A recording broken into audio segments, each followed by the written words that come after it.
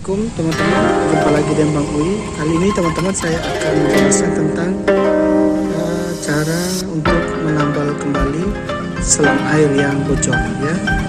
Tentu saja ini akan membantu kita untuk supaya ketika kita menyiram itu sudah tidak lagi terjadi kebocoran ya. Sederhana teman-teman langkahnya. Oke, kita mulai. Pertama kita tandai terlebih dahulu titik bocornya di mana.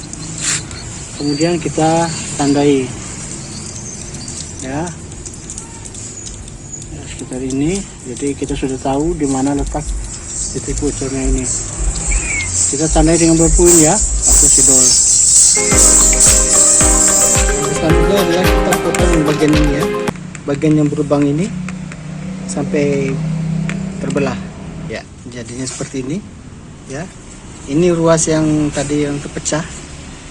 Kemudian saya ambil satu selang kecil yang ukuran lebih kecil untuk saya masukkan ke dalam. Saya potong sedikit ya. Ya, saya lem sisi samping kanannya dengan menggunakan lem Korea. Masukkan ke dalam. Kemudian saya lem lagi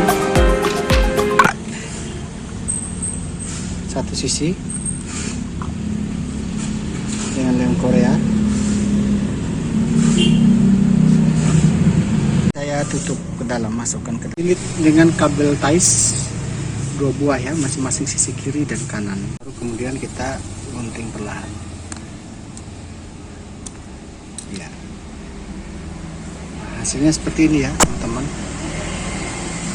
Hasilnya seperti apa? Iya iya.